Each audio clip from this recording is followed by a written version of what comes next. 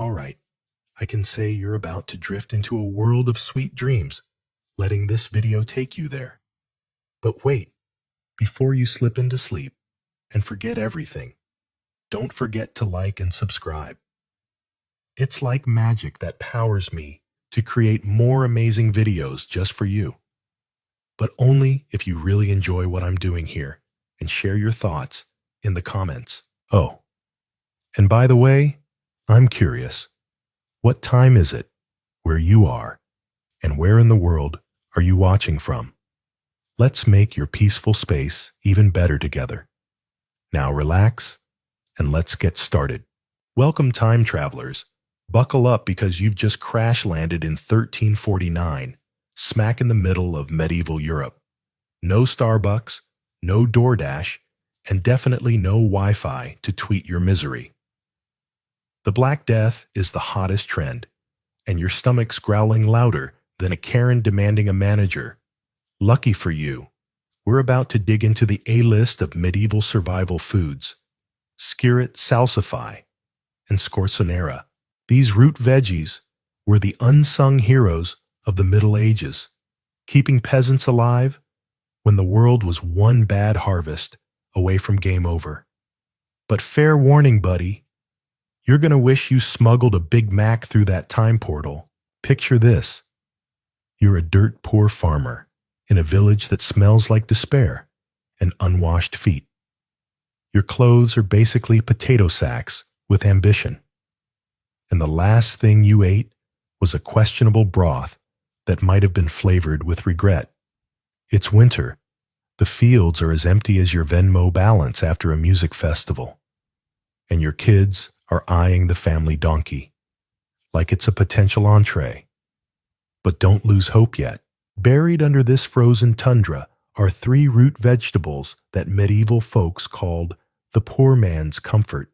Let's get digging, because in 1349, these roots are your ticket to not starving before spring. First up, skirret, the medieval equivalent of a trust fund you didn't know you had. This skinny white root was the superstar of the Middle Ages, multiplying underground like compound interest. No effort required. Plant it once, and it keeps pumping out sweet tender tubers year after year. Think of it as the original set it and forget it. Crop Ronco would have been jealous. But here's the kicker. Skirret was so delicious it had a fan club among medieval nobility. Kings and queens demanded it in their palace gardens, probably while sipping mead and laughing at peasants like you. All right, you soft-handed suburbanite, grab that rusty shovel. Yeah, the one that looks like it's been through a Viking raid. Start digging. Oh, you thought you'd get gloves. Sorry, buddy medieval. OSHA hasn't been invented yet, and frostbite's just part of the vibe. Keep going deeper. There, you've hit pay dirt, a cluster of skirret roots looking like malnourished carrots that forgot to hit the gym. Brush off the mud and take a good look. These little guys are your lifeline, your meal plan, your reason to keep waking up in this godforsaken century. Now take a bite. Go on raw and dirty, because fire's a luxury, and your cooking skills are limited to microwaving. Hot Pockets. How's it taste? Sweet, right? Like a candy bar's distant cousin, but with a gritty aftertaste of soil and existential dread. Congrats, you're eating what medieval texts called the comfort of the poor man's table. Comfort my ass. This is what you munch when the alternative is chewing your own shoe leather. But here's the wild part. Skirret's so versatile medieval cooks used it for everything. Roasted boiled, tossed in stews, or mashed into pies sweeter than a rom-com ending. It was the potato before potatoes crashed the European party, and it kept entire villages from becoming ghost towns during winters harsher than a Midwest polar vortex. Now let's fast forward to 2025. You, Mr. I, only buy organic at Whole Foods, would toss Skirret in the compost bin faster than you unfollow an X on Instagram. Too small, too weird, not shiny enough for your artisanal charcuterie board. Meanwhile, your ancestors were out here worshiping this root because it grew without them begging it to. You drop $8 on a single heirloom carrot at a farmer's market. But Skirret was the ultimate flex-free, reliable, and sweeter than your overpriced oat milk latte. Isn't it hilarious? You're out here chasing sustainable living on TikTok, while medieval peasants were living your dream, digging up dinner with zero carbon footprint. Who's the real environmentalist now, huh? But why did Skirret vanish? Simple modern farmers ditched it for bigger, faster-growing crops that scream capitalism. Skirret's like that indie band you loved in college, too good for the mainstream, so it faded into obscurity. If you pitch Skirret to a grocery chain today, they'd laugh you out of the boardroom. What no-shelf appeal? Next. Meanwhile, you're stuck eating mass-produced carrots that taste like disappointment. Maybe it's time to rethink who's winning at life. Next on the menu, salsify the root vegetable with an identity crisis. This long, thin, dark-skinned tuber tastes like oysters when cooked right, which made it a medieval MVP, especially for monks who couldn't eat fish during Lent. Imagine that a veggie that cosplays as seafood monasteries in the 1400s grew it like it was their side hustle, serving it to fasting monks who probably dreamed of real oysters but had to settle for this dirt-grown knockoff. Salsify came in two flavors, white and black, both with an ugly exterior that hides a gourmet heart. It's the vegetable equivalent of a dive bar with a Michelin-starred chef. All right, time traveler, put down that Skirret and trudge over to the monastery garden. You're on salsify duty, and no, you don't get a break to check your non-existent notifications. Grab that shovel again. Yep, still no gloves, and start digging. Careful. These roots are sneaky, hiding like buried treasure in soil harder than a landlord's heart. Got one. Look at that gnarly black salsify, like a stick that got lost in a mudslide. Peel it quick, because beneath that rough skin is a white core that tastes like the ocean called and left a voicemail. Now boil it in that rusty pot over there. Oh, you thought you'd get a gas stove. Nope, just a smoky fire and a prayer that you don't burn the village down. Whoa, right. It's like oysters, but without the fancy cocktail sauce or waterfront view. You're eating what monks chowed down on during Lent, pretending they were at a seaside feast while surrounded by stone walls and existential guilt. But here's why. Salsify was a game changer. It laughed in the face of winter. While other crops withered, salsify stayed fresh underground, ready to be dug up whenever you needed it. No fridge, no problem. It stored for months, like a medieval Tupperware champ. In a world where fresh meant not yet rotten, salsify was the MVP of food security. Flash back to your cushy 2025 life. You're at a hipster seafood joint, dropping $30 on a plate of oysters because they're sustainable. Meanwhile, salsify was doing the same job for free-feeding monks and peasants who didn't have the luxury of a Yelp review. You'd probably gag at salsify's scruffy look, demanding your grocery store stock, something prettier. But here's the tea. Your ancestors were out here eating gourmet for $0, while you're stuck with overpriced kale that wilts faster than your New Year's resolutions. And why did salsify get the boot? Modern farming said, nah, too slow, too weird. They swapped it for carrots and potatoes that grow fast and look good under fluorescent lights.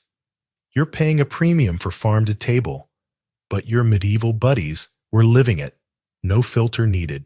Last but not least, scorzonera, the root, with a name that sounds like a medieval STD fun fact. It comes from the Italian word for venomous snake, because old herbalists thought it could cure snake bites. Spoiler alert, it couldn't. But what it could do was feed you through the darkest days. This black-skinned, white-fleshed root is salsify's sweeter, milder cousin with a nutty, asparagus-like vibe. Medieval monks loved it, growing it in their gardens for fasting feasts and brewing it into teas for purifying the blood. It's stored like a dream, buried in sand, in a cool cellar, staying fresh from fall to summer, like a time capsule of nutrition. Okay, you're officially out of energy, but hunger doesn't care about your feelings. Stumble over to the monastery cellar. Watch your step. That's not a shadow. It's a rat, the size of a chihuahua. You're here for scorzonera, the root. That sounds like a villain in a fantasy novel. Dig through that pile of sand over there. No, not with your hands. Use that broken spade. There it is, a long black root that looks like it auditioned for a horror movie. Peel it, chop it, and toss it into a stew that's mostly water and hope take a bite. Pause. Not bad, right? Sweet, subtle like asparagus if it had a personality. You're eating what monks use to survive their no-meat marathons, all while you're dreaming of a cheeseburger that won't exist for centuries. Scorzonera's real superpower was storage harvested in fall. Bury it in sand. And it's good till next summer. No refrigeration required. In a world where expiration date meant you're dead, that was a big deal. Plus, it was a medieval multitasker. Eat it, brew it into tea, or just flex it to your neighbors. Like, yeah, I've got scorzonera. What's your deal? It was the ultimate humble brag of 1349. Now imagine pitching scorzonera to a 2025 supermarket chain. Its ugly grows slow and needs peeling. Hard pass. They'd rather stock avocados that cost more than your car payment. You're out here buying $15 superfood powders to detox, while scorzonera was keeping monks alive and healthy for free. You've got a fridge full of produce that spoils before you can Insta-story it. But your ancestors were hoarding scorzonera like it was gold. And why did it disappear? Because grocery stores decided year-round fresh produce was the future, and roots that required effort didn't make the cut. You're chasing wellness with overpriced supplements, but medieval folks were out here living it one gritty root at a time. Congrats, time traveler. You've survived your first medieval meal. You've chomped on, skirt slurped, salsify, and savored scorzonera, all while dodging frostbite and existential despair. These roots were the backbone of medieval survival, keeping people fed. When the world was one bad day away from collapse, skirt was the sweet, low-maintenance hero. Salsify was the oyster-flavored fasting hack, and scorzonera was the storage king with a side of monk-approved wellness. Together, they were the ultimate middle finger to starvation. But let's talk real for a second. In 2025, you're living the American dream. Uber eats on speed dial, a fridge stuffed with overpriced greens, and a Pinterest board full of clean eating recipes you'll never try. Meanwhile, your medieval ancestors were out here mastering sustainability with nothing but a shovel and some dirt. You laugh at their primitive ways, but they're the ones laughing now. Bellies full of free, nutritious roots, while you're stuck paying $5 for a single sweet potato. So who's really winning at life? Ready for the next part of this culinary nightmare? Because we've got more forgotten foods waiting, and they're going to make you rethink everything you thought you knew about eating. Hold tight. You're not back in Kansas or your air-conditioned condo, yet your stomach's still grumbling, despite those gritty skirret roots and oyster-flavored salsify from last time. Good news, you survived winter, but spring's here, and your so-called garden looks like a post-apocalyptic parking lot. No Instacart to save you, no grocery store. Salad kits, just a muddy patch of hope and a whole lot of hunger. Today, we're diving into the next course of your medieval survival menu. Alexander's, Good King Henry, and chickweed.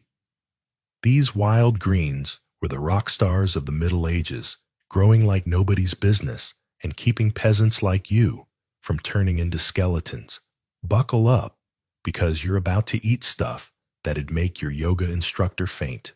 Picture yourself standing in a soggy field, your boots, or what's left of them, sinking into mud that smells like regret. Your medieval neighbors, with their questionable hygiene and even worse, dental plans, are eyeing you like you're the new guy on a reality show called Survive or Starve. You're a farmer now, but your only farming experience is that one time you tried to grow basil on your apartment balcony and killed it in a week. The good news, Mother Nature's got your back with 3 greens that don't need your permission to thrive. These plants are the ultimate freeloaders of the vegetable world, popping up everywhere and laughing in the face of your incompetence. Let's get foraging, because in this century, dinner's on the house, if you can find it. First up is Alexander's, the vegetable equivalent of that friend who crashes every party, but brings the best snacks. This plant's got Roman roots, literally. The Romans hauled it to Britain, and medieval farmers fell head over heels for its take-no-prisoners attitude. Alexander's doesn't play by your rules.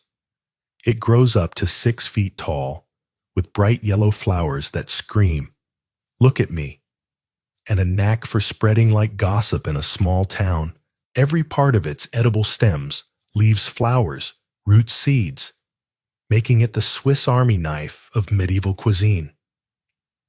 Peasants munch the young shoots, like celery, toss the flowers in salads, ground the seeds into a peppery spice, and threw the leaves into soups for a parsley-celery mashup that somehow worked. It's the kind of plant that thrives on cliffs, roadsides, and coastal dunes, no invitation needed. Think of it as the medieval version of a food truck that shows up unannounced, but slaps. All right.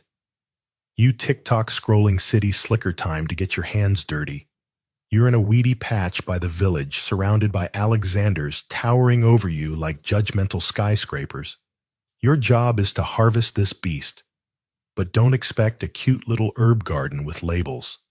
This is a jungle, and you're armed with nothing but a dull knife and a growing sense of dread. Start by yanking a young shoot. Go on, pull hard, because Alexander's doesn't go down without a fight. Got it.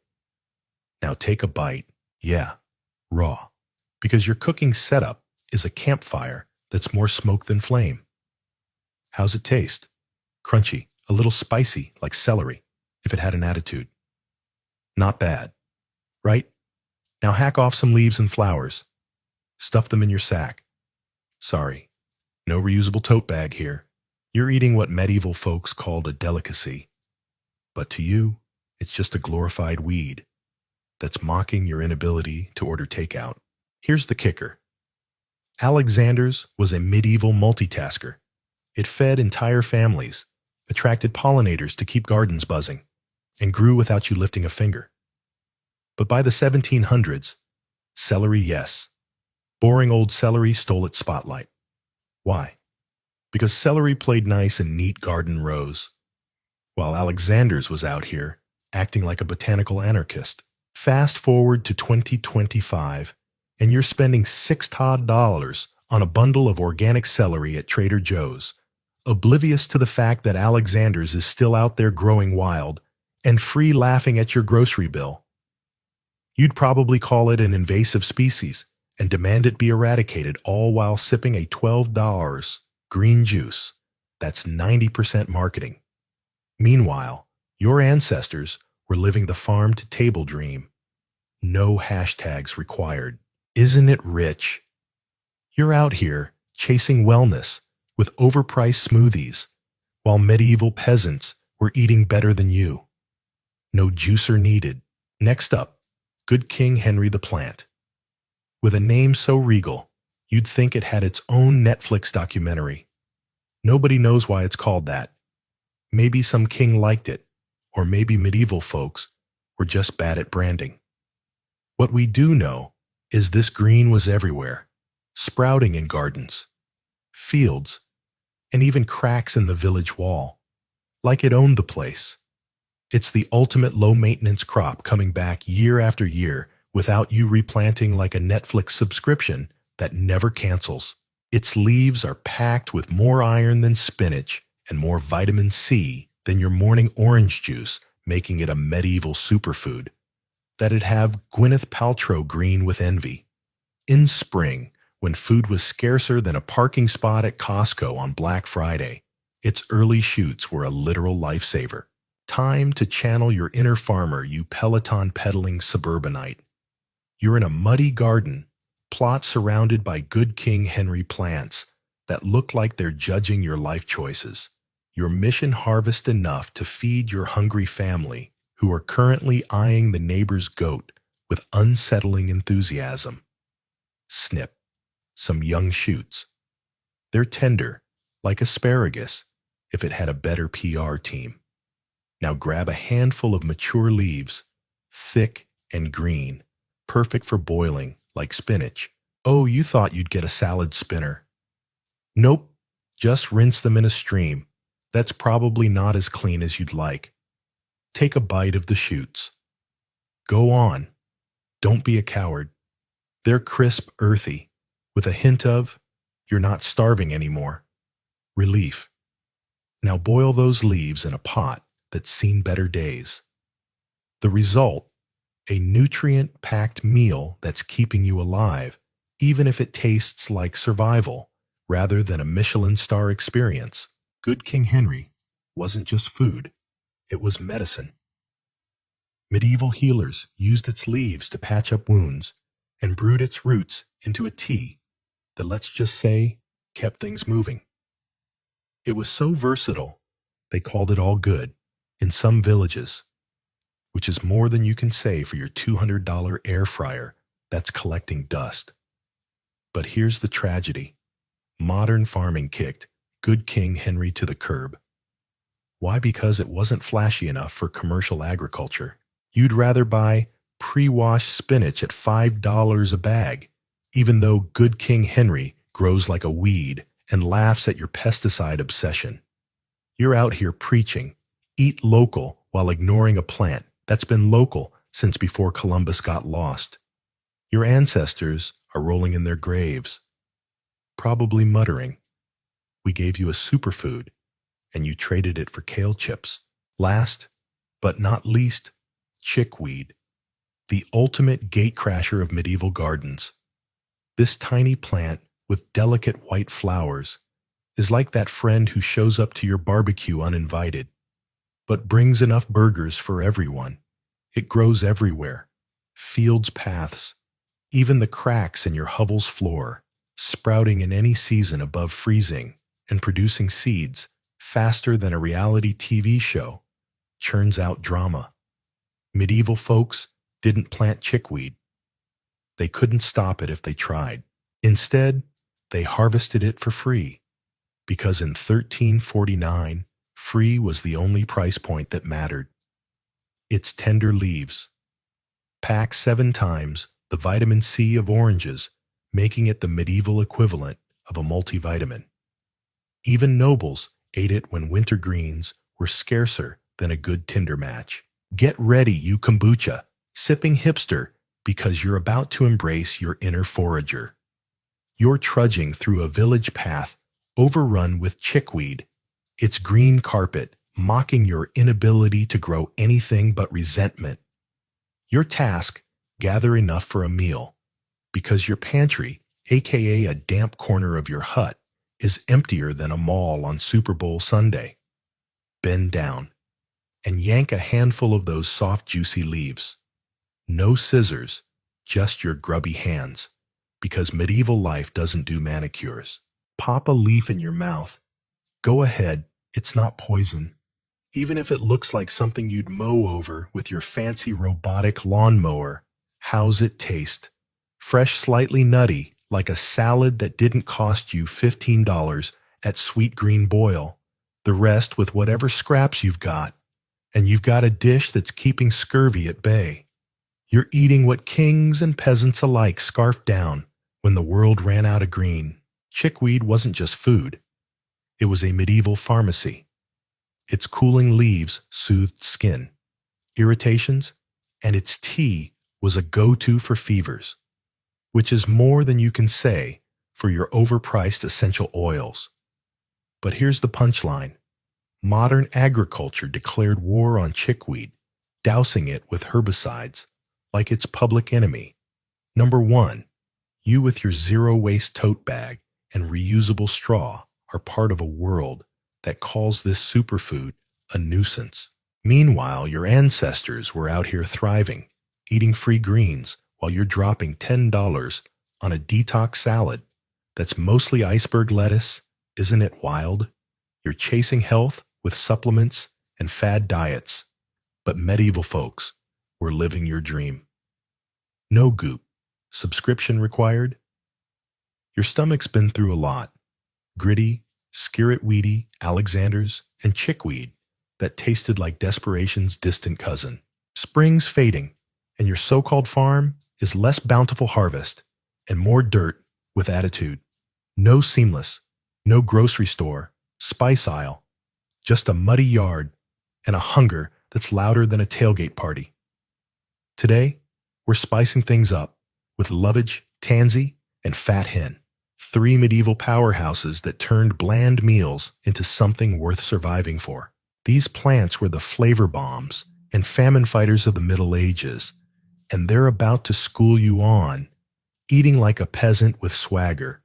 Get ready, because this menu's going to make your artisanal food truck look like amateur hour. Imagine you're hunched over in a ramshackle kitchen, your clothes reeking of smoke and regret, with a pot of mystery broth simmering on a fire that's more cough than flame. Your medieval neighbors, with their gap-toothed grins and questionable life choices, are whispering about you. The weird newcomer who keeps muttering about Uber Eats. You're a cook now, but your culinary resume peaks at burning microwave popcorn. Lucky for you, nature's serving up 3 plants that don't care about your lack of skills. Lovage, tansy, and fat hen are the culinary equivalent of a rock band that shows up uninvited but steals the show. They're bold, they're nutritious, and they're here to save your sorry hide from another meal of boiled sadness. Let's dive in, because in this century, flavor is your only friend. First on the list is lovage, the herb that makes celery look like it's been slacking at the gym. This beast of a plant was a medieval superstar, brought to Europe by Roman soldiers who probably used it to flex their culinary cred while conquering villages. Lovage grows over 6 feet tall with leaves that scream, "I'm here to dominate," and a flavor so intense it could wake a coma patient. Think celery parsley, and a shot of espresso had a love child, then sent it to boot camp. Medieval cooks were obsessed. One sprig could transform a pot of watery soup into a meal worth fighting over. They tossed the leaves on meats, crushed the seeds for bread, boiled the roots like parsnips, and even candied the stems for treats sweeter than a royal decree. Plus, it was a medieval medicine cabinet with oils that soothed stomachs, eased bloating, and kept kidneys from throwing tantrums. A single plant could live for 20 years, making it the gift that kept on giving, unlike your Amazon Prime subscription. All right, you avocado toast evangelist, time to play medieval chef. You're in a monastery garden surrounded by lovage plants that tower over you like judgmental basketball coaches. Your mission: harvest enough to flavor tonight's dinner, which is currently a sad pot of barley and mystery scraps. Grab that dull knife. Yep, the one that's more rust than blade, and hack off a sprig. Careful. This stuff's so potent, it could knock you out if you sniff too hard. Now chop a few leaves and toss them into your broth. No measuring spoons here. Just eyeball it like you're guessing the tip at a diner. Take a whiff. Whoa, right? It's like celery got a PhD in flavor and isn't afraid to show off. Now candy, a stem for dessert. Boil it in honey you borrowed from a beehive and hope you don't get stung. Take a bite. Sweet, chewy, with a kick that says, "I'm not your grandma's candy." You're eating what monks and peasants use to survive long winters, all while you're dreaming of a pizza that won't exist for centuries. Here's the tragedy. Lovage got sidelined when global trade brought milder spices like parsley to Europe. By the time you're back in 2025, you're sprinkling 10 a jar artisanal seasoning on your Instant Pot meals, oblivious to the fact that Lovage was doing it better, bolder, and for free. You'd probably call it too aggressive and banish it from your minimalist kitchen, all while dropping $15 on a gourmet spice blend that's mostly salt. Meanwhile, your ancestors were out here turning slop into Michelin-worthy dishes with a single sprig. You're chasing culinary authenticity with overpriced saffron, but medieval folks were living it, no foodie blog required. Isn't it a riot? You think you're a food connoisseur, but you're just a peasant with a credit card. Next up is tansy, the herb that's basically a middle finger to subtle flavors. This plant was the medieval equivalent of a punk rock band, loud, abrasive, and impossible to ignore. Its bright yellow flowers and bitter spicy leaves were a staple in monastery gardens, where monks grew it for both cooking and keeping flies out of their holy spaces. Tansy's flavor is a wild ride with over 40 compounds that hit your taste buds like a mosh pit. Medieval cooks used it in everything from savory stews to a bizarre Easter pudding made with eggs, cream, and sugar fried into a dish that probably tasted like rebellion. It was so potent that a single leaf could make your soup taste like it was yelling at you. Plus, it doubled as a medieval insect repellent, which was handy when your kitchen was basically a petting zoo for bugs. Time to get your hands dirty, you craft beer snob. You're standing in a monastery courtyard, surrounded by tansy plants that look like they're plotting world domination. Your job: gather enough to spice up your dinner and keep the flies off your questionable broth. Snip a few leaves. Watch out. They're as fragrant as a dive bar bathroom. Now chop them finely, because tansy doesn't do subtle. Toss a pinch into your pot and brace yourself for a flavor explosion that's part bitter, part spicy, and all attitude. Feeling brave, chew a leaf raw. Go on, I dare you. It's like biting into a protest song, intense, chaotic, and not for the faint of heart. Now mix some with eggs and honey for that Easter pudding. Fry it over your pathetic fire and take a bite. Weird, right, sweet, bitter, and screaming medieval vibes. You're eating what monks used to celebrate spring, all while you're fantasizing about a burger that's 7 centuries away. Here's the kicker. Tansy fell out of favor when milder herbs like parsley became the cool kids of the spice world. In 2025, you're shelling out $8 for a tiny jar of Herbe de Provence at Whole Foods, while tansy's out there growing wild, laughing at your spice rack. You'd probably call it overpowering and ban it from your charcuterie board, all while preaching bold flavors on your foodie Instagram. Meanwhile, your ancestors were using tansy to make meals sing and keep their hovels bug-free. No citronella candles needed. You're dropping $20 on natural pest repellents. But medieval monks were out here living the eco-dream with a plant that did it all. Isn't it hilarious? You think you're a culinary trailblazer, but you're just a peasant with a paycheck. Last, but not least, Fat Hen, the ultimate underdog of medieval cuisine. This wild green crashed the garden party without an invite, growing in fields, waste heaps, and even the ruins of your dignity. Its name comes from its knack for fattening chickens, but humans loved it just as much. Fat Hen's leaves are packed with more protein than cabbage, more iron than spinach, and more calcium than kale, making it a superfood that'd have your nutritionist weeping with joy. During famines, it was the difference between starvation and survival, with leaves boiled like spinach, or seeds ground into flour. When times got really rough, archaeological digs are littered with fat hen seeds, proof it was a staple for peasants and nobles alike when the world ran out of options. Get ready, you Peloton-pumping yuppie, because you're about to embrace your inner scavenger. You're trudging through a village dump.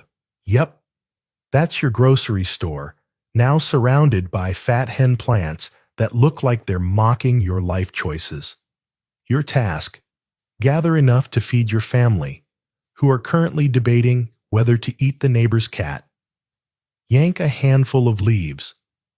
They're soft green and surprisingly inviting, like kale, if it didn't cost $6 a bunch. Rinse them in a stream that's probably not FDA approved, and boil them in your sad little pot.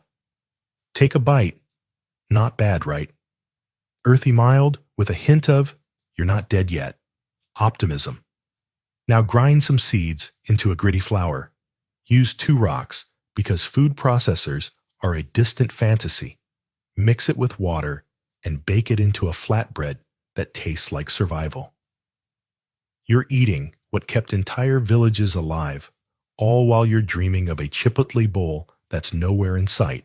Fat Hen's real tragedy is modern agriculture's vendetta against it. You with your organic CSA box and reusable tote are part of a world that sprays Fat Hen with herbicides, calling it a weed, like it's some kind of criminal.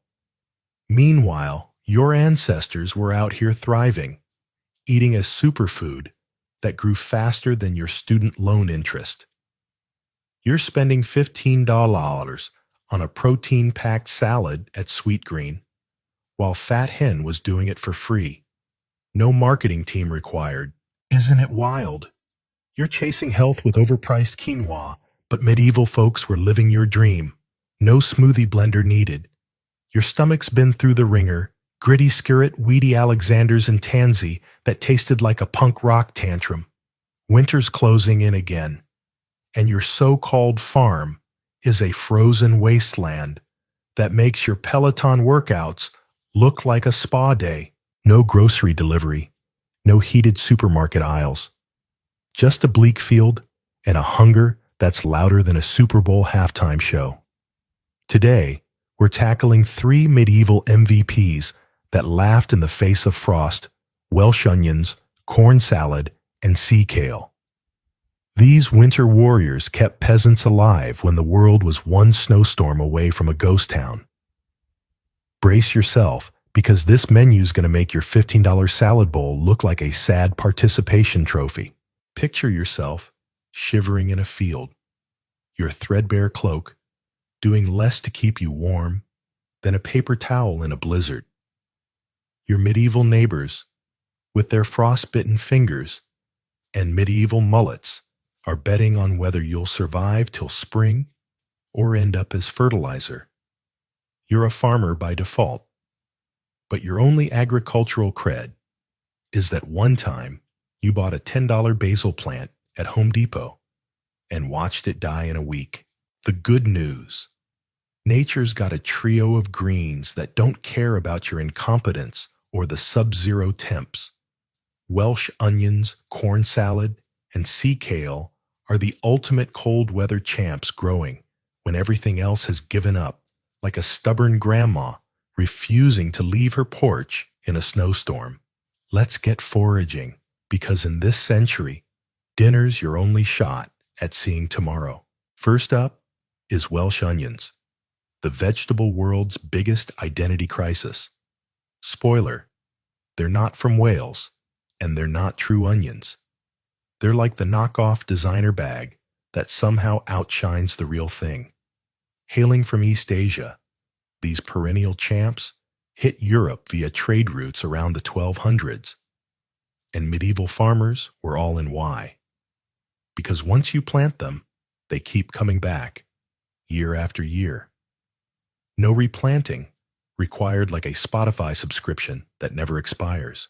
They multiply into clumps. You can divide forever. One medieval gardening manual bragged a single plant could feed a family for a decade. The green hollow shoots are the star, perfect for flavoring soups, stews, or salads when your pantry's emptier than a mall on Christmas morning. Best of all, they stay green through all but the nastiest winters, delivering vitamins when your diet's otherwise snow and despair. All right, you craft beer guzzling urbanite, time to play medieval gardener. You're in a frozen patch by the village, surrounded by Welsh onions poking through the snow like tiny middle fingers to winter. Your mission: harvest enough to keep your family from eating their own shoes. Grab that dull knife, yep, still rusty from your lovage days, and slice off a handful of green shoots. Careful, they're slippery, and your fingers are numb enough to mistake them for icicles. Now chop them up and toss them into your broth, which is basically water with a side of wishful thinking. No cutting board, just hack away on a flat rock, like you're auditioning for a survival show. Take a bite of a raw shoot. Go on, don't wimp out. It's sharp oniony with a kick that says, you're not starving yet. You're eating what kept medieval households going, all while you're fantasizing about a burrito that's 7 centuries away. Here's the rub: Welsh onions got overshadowed by true onions with their big, shiny bulbs that screamed commercial potential. By 2025, you're dropping $4 on a bag of organic scallions at Whole Foods, oblivious to the fact that Welsh onions are still out there growing like champs for free. You'd probably call them weeds and yank them out of your curated backyard, all while preaching sustainability on your eco-blog. Meanwhile, your ancestors were living the locavore dream, flavoring their meals with zero effort. Next on the list is corn salad, the vegetable with the worst PR team in history. No, it's got nothing to do with corn. Medieval Europeans called grain fields corn long before maize hit the scene. This little green pops up after grain harvests in fall, staying fresh through winter, like a stubborn guest who won't leave your couch. Its tender leaves have a mild, nutty flavor with none of the bitterness you'd expect from wild greens. Packed with 3 times the omega-3s of iceberg lettuce, plus iron and vitamin C. It was a medieval health hack that'd make your nutritionist cry tears of joy. When every other green was buried under snow, corn salad was the MVP, keeping scurvy at bay and giving peasants something to chew besides their own misery. Time to channel your inner forager, you kombucha brewing hipster. You're trudging through a snowy grain field where corn salad's green rosettes are poking through the frost like tiny beacons of hope. Your job: gather enough for a meal, because your kids are eyeing the neighbor's chickens with a little too much interest. Bend down and yank a handful of leaves. They're soft, delicate like arugula, if it didn't cost $6 an ounce. No salad tongs here, just your frostbitten hands, because medieval life doesn't do convenience. Rinse them in a half-frozen stream that's probably not as clean as your Brita filter and eat them raw. Go ahead, pop a leaf in your mouth. It's smooth, nutty like a salad that didn't need a $15 price tag at Sweet Green. Now toss the rest into your soup for a hit of green that's keeping you alive, even if it tastes like at least it's not snow. Corn salad's downfall was its identity crisis. Modern agriculture ditched it for lettuce varieties that grow faster and look sexier under supermarket lights. In 2025, you're shelling out $8 for a bag of organic mixed greens that's mostly filler, while corn salad's out there growing wild, laughing at your grocery cart. You'd probably call it a nuisance and mow it down with your fancy robotic lawnmower, all while preaching eat seasonal on your foodie Instagram. Meanwhile, your ancestors were eating better than you, harvesting free greens when the world was a frozen hellscape. Last but not least, sea kale. The vegetable that's basically a superhero in flip-flops. This coastal green grows on beaches, cliffs and dunes, thriving in salty soil where nothing else dares. Its mild, sweet leaves were a medieval lifesaver, with vitamin C levels 6 times higher than lemons take that scurvy. Fishing villages loved it, harvesting young shoots in spring like asparagus and mature leaves like cabbage. For communities with no access to fresh produce, sea kale was the difference between healthy sailors and toothless wrecks. It's the kind of plant that shows up to the party with a surfboard and saves the day, no cape required. Get ready, you Peloton-pumping yuppie, because you're about to become a beachcomber. You're on a windswept coast, where sea kale's waxy leaves are clinging to the cliffs like they're auditioning for a nature documentary. Your task harvest enough to keep your crew from losing their teeth, because your last meal was a broth that tasted like defeat. Scramble down the rocks. Watch your step, because medieval healthcare is just a prayer and a questionable poultice. Snip some young shoots with your rusty knife. They're tender, juicy, like asparagus if it grew up on a beach. Now grab a few mature leaves, thick and green, perfect for boiling. Rinse them in the icy ocean and hope you don't catch hypothermia. Take a bite of a raw shoot. Go on. It's not seaweed, even if it looks like it. It's sweet, crisp with a hint of, you're not dying yet, relief. Boil the leaves in your sad little pot, and you've got a dish that's keeping scurvy at bay, all while you're dreaming of a taco that's nowhere in sight. Sea kale's disappearance is a crime against common sense. Modern agriculture ignored it because it's too wild, too salty, too not lettuce. It's late autumn now, and your so-called farm is a muddy graveyard of failed dreams, frost creeping in like a bad Yelp review. No pizza delivery, no overpriced grocery store.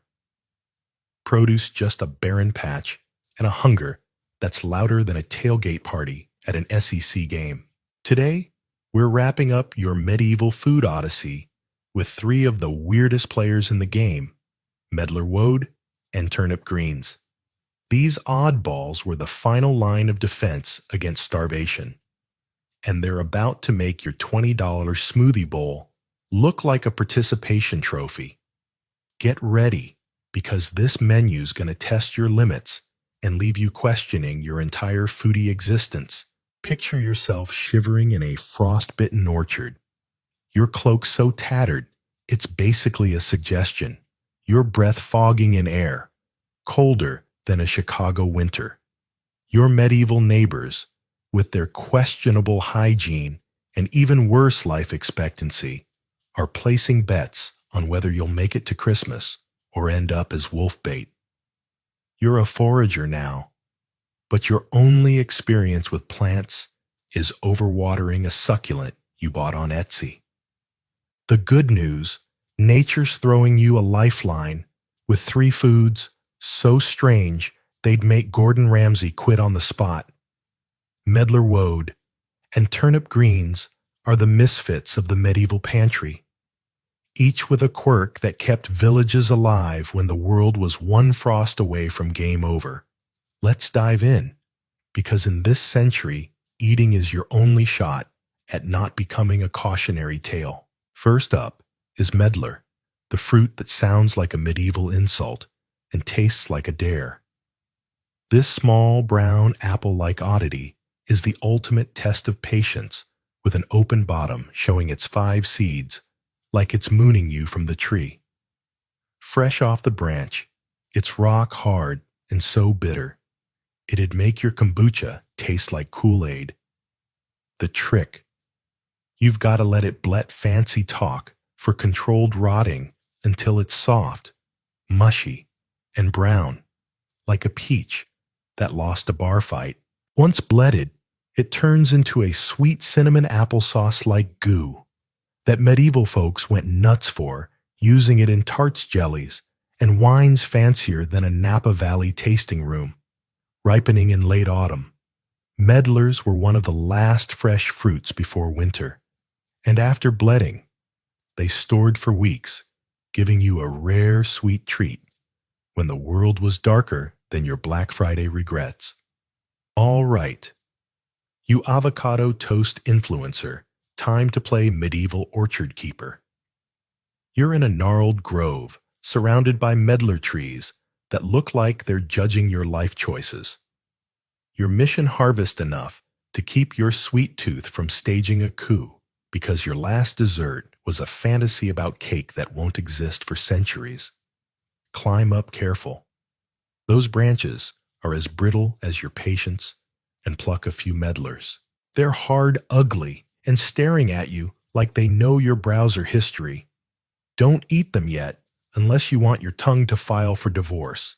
Instead, stash them in a damp corner of your hovel, next to the pile of straw you call a bed. Wait a few weeks, letting them blet until they're soft and smell like overripe regret. Now scoop out the gooey flesh with your grimy fingers. No spoons here, buddy. Take a bite.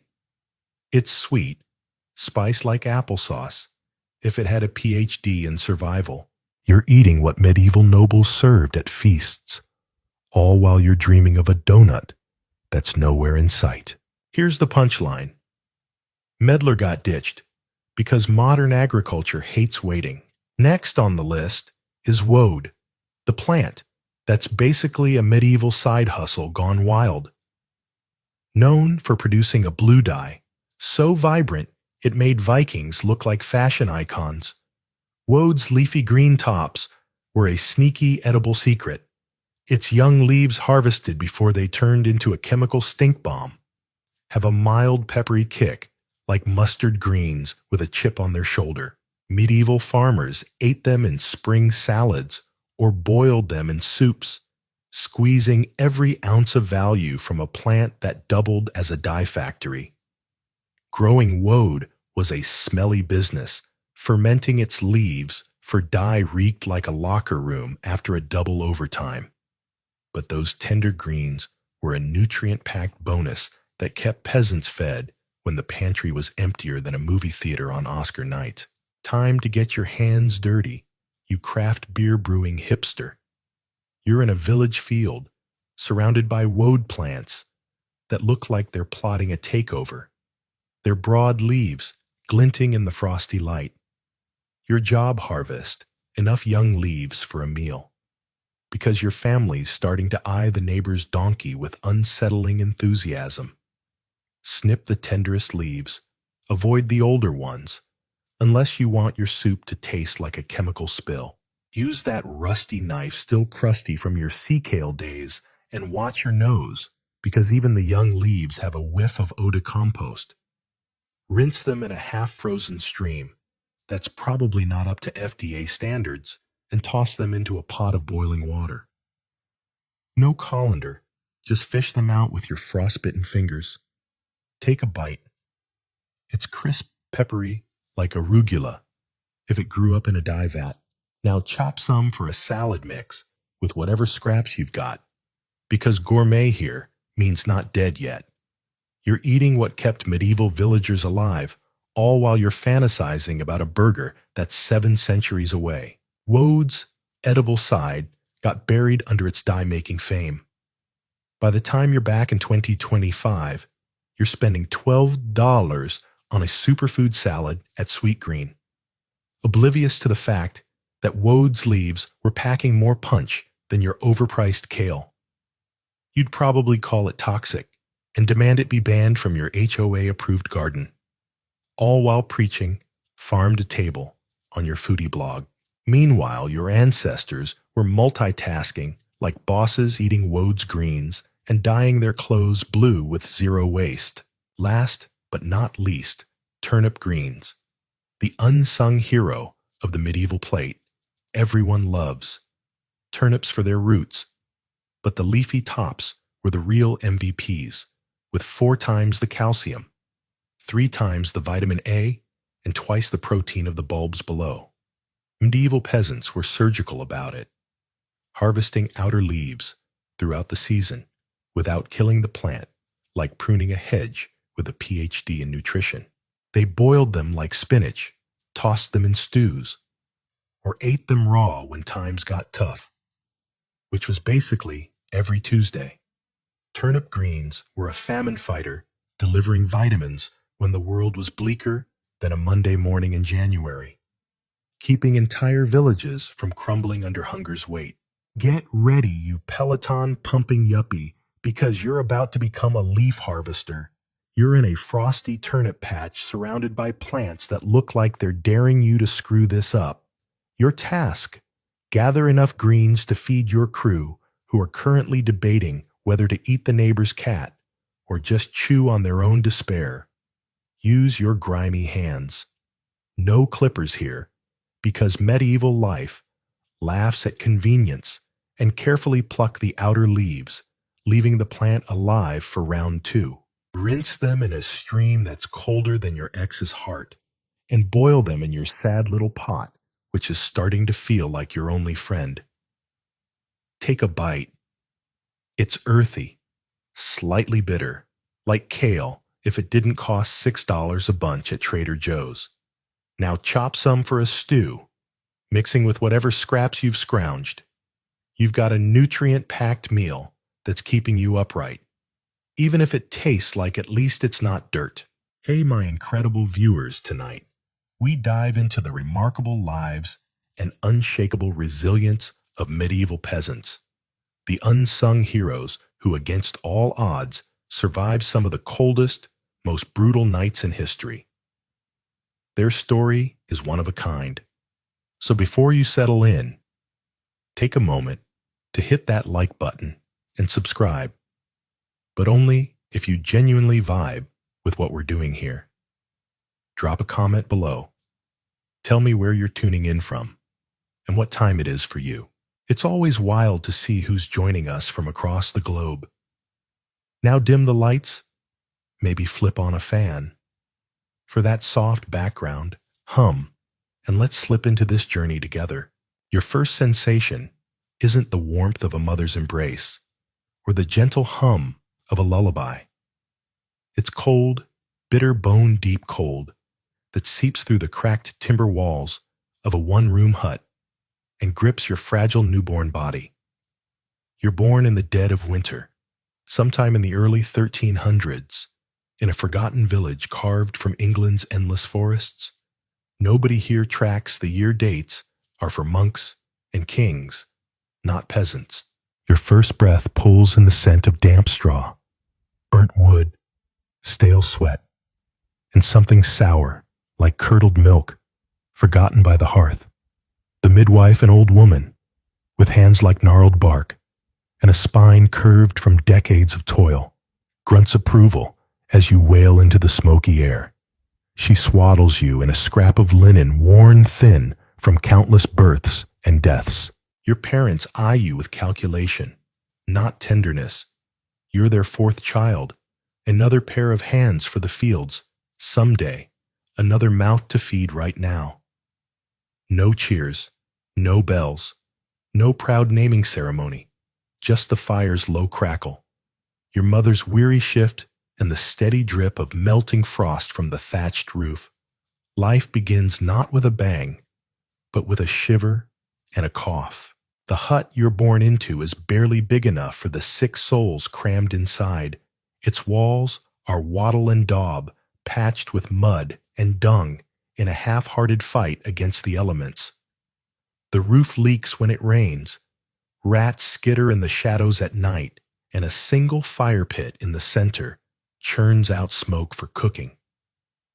Warmth for survival, and soot for lungs, already battered by damp winters. Privacy is a fantasy for dreamers. Your parents sleep on a rough straw mattress, your older siblings huddled beside them like puppies for warmth. In a few years, you'll join them if you make it that long. If the coughing sickness or a brutal winter doesn't claim you first. Your father's a villain, a serf bound to the land by debt and duty, owning neither his fields nor his freedom. Your mother's hands are calloused from churning butter, mending clothes, and hauling buckets heavier than a small child. Neither can read, neither will ever stray more than a few miles from this village. They measure life in harvests, feast, days, and deaths. From the moment you're born, you inherit their station. No matter how clever, strong, or cunning you become, you'll always belong to someone else. Your Lord owns your time, your labor, even your body, when it comes down to it. Escape isn't a dream. It's not even a thought, like wondering if you can sprout wings and fly. You don't question the sky. Outside, the village is a cluster of huts around a worn dirt track, a crumbling church, its stones slick with moss, stands where the priest preaches in Latin. Nobody understands. A communal oven bakes the village's sparse bread, and the manor house looms like a mountain, its banners snapping in the wind. A place you'll glimpse once or twice a year when your family pays dues in wheat chickens or bloodied coins. Seasons dictate your life before you can walk. Spring is muddy, backbreaking, planting. Summer's a frantic hope, praying for a harvest to last the year. Autumn is for sweating and storing. Winter is for suffering, praying you've stockpiled enough to survive. There's no calendar, only the rhythm of feast days. Christmas, Easter, All Saints' Day. Not celebrations, but markers of endurance. The priest rings the bell, and you trudge to Mass, kneeling on cold stone until your knees ache, hearing sermons about sin and salvation in words you can't grasp. All you know is hell's hot, heaven's cold and distant, and life's a test you're likely to fail. Illness lurks everywhere in the river, where you fetch water, the filthy straw, where you sleep, the breath of those crammed around you. Sickness takes the weak, first newborns too quiet to cry. The old who fall and don't rise, mothers worn out by too many winters and births. You survive your first winter through sheer stubbornness, or maybe your mother's mumbled prayers when she thinks no one's listening. When the snow melts and pale green shoots pierce the frost, you're still here, a squirming bundle of hunger and noise. Nobody records your name. Nobody beyond the village knows you exist. But you're alive, scraping, clinging, beginning your march through a world that doesn't care if you succeed or fail. Welcome to your life, peasant. No banners will fly for you. No songs will be sung. But the world grinds on, and you'll grind with it. Before you can form full sentences, the village drills 2 lessons into you: work and obedience. Lazy children don't exist here. By the time you toddle on unsteady feet, You're carrying firewood, shooing geese from gardens, mimicking the motions of sowing seeds. Play isn't a concept.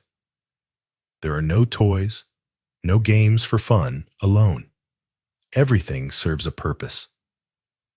Stacking stones is practice for hauling loads. Chasing chickens keeps them from trampling herbs. Your world stretches as far as your legs can carry you in an afternoon. The forest beyond the last hut feels endless, a place of whispered dangers, wolves, spirits outlaws. You're warned never to venture there alone, lest you vanish like old Jervis's boy, lost 2 winters ago. The village kids, your siblings, cousins, ragged friends are your tribe, a half-wild pack, roaming fields and mud tracks, learning survival skills. You don't know letters or numbers. You know the weight of an axe, the rhythm of sowing rocky soil, the art of stacking hay to avoid rot. Accidents are common and unforgiving. A misstep near the mill pond could drown you. A fall from the barn loft could snap your leg. There's no doctor, only the old woman with sour-smelling poultices and muttered prayers. A broken limb might heal, or it might ruin you for life. Either way, work continues. Meals are sparse, monotonous. Breakfast is a crust of yesterday's bread, hard as stone dipped in thin watery ale. Fresh water's too risky. Most drink weak ale boiled and safer. Dinner, if you're lucky, is pottage, a gruel of barley beans, onions, and whatever's unspoiled. Meat's a myth, maybe twice a year, when the Lord's hunts leave scraps, or a festival slaughters a pig. More often, you chew salted fish, tough as leather, making your jaw ache. You're hungry not from laziness, but because the earth is stingy, the weather cruel. A late frost, a flood, a poor harvest, any can tip the village into famine. Famine isn't just empty bellies. It's watching the elderly waste away, hearing babies cry as mother's milk dries, seeing fields scoured to mud while your stomach twists. Nobody talks about bad years. The memories are too raw. Instead, you pray every feast day, every Sunday, every time the church bells ring to the Virgin for mercy, Christ for deliverance, saints for one more season of enough rain, enough sun, enough grain. God isn't distant here. He's immediate, both protector and punisher. Villagers speak of him like the weather, capricious, unpredictable, terrifying. Life's a negotiation with nature, the Lord God himself. Complaining gets you nowhere. Crying gets you ignored. Working, bowing, enduring. These are your shields against a world with little kindness. Your body's small, but wiry, toughened by cold mornings and brutal afternoons. Tending goats, hauling firewood, picking field stones. Every muscle strains toward adulthood, because the sooner you're strong, the sooner you contribute fully. Yet death looms behind every day. A cough could turn to fever, a cut to infection, a fall to gangrene. There's no safety net, no healer with potions, just the old woman's willow bark teas and rough voice worn by too many funerals. By 7, your life shifts subtle but sharp as a blade. You're no longer a child in the village's eyes. You're a laborer. No ceremony, no special meal. One day, you're chasing hens. The next, you're handed a crude rake and expected to work fields from dawn to dusk. Your muscles ache. Fingers bleed. Skin burns under the sun. Nobody cares. Pain's no excuse. Hunger's no excuse. Childhood's no excuse. Tasks are endless. Dragging seed sacks behind your father's plow, ripping weeds from delicate crops, climbing rickety roofs to thatch, risking falls that could kill or cripple. You're a cog in survival's creaking machine, and machines don't rest. Summer's brutal sweat stinging your eyes, blisters bursting into raw skin. You work through it. Stopping means a cuff on the ear, or the village's silent scorn. Winter shifts the work, chopping firewood until your fingers numb, digging ditches through frozen earth with crude tools. The cold gnaws your bones, leaving you shaking. School's a fantasy. A few boys from wealthier families might learn letters from the priest, but you'll die illiterate. Your education is the field's brutal wisdom plant. Wheat too late and it rots. Watch clouds to smell rain. Twist hemp into rope. Stack firewood to dry fast. Snap a rabbit's neck cleanly if you snare one. You learn endurance, not questions. Life hums in cycles. Marriages, births, deaths, crops planted and harvested lords, collecting taxes, priests gathering sins. Time carves its toll. A boy you raced now limps from a bad break. A girl you splashed with mud carries a baby, her face hollowed by hunger. Seasons mark your skin. Sunburns, peel, calluses, thicken scars, bloom from scythe slips. By 10, you're tougher, if not taller. Days are no easier, but they're familiar. Pains, ordinary, fatigues constant. Every morning's a test, every night. A grim victory, you lived another day. Festivals are rare, bright spots. May Day brings wild dancing and green garlands, though the feast is meager. Midsummer's Eve offers bonfires, music, whispered promises in shadows. Harvest festivals are sacred when granaries brim and hunger retreats briefly. The village breathes easier.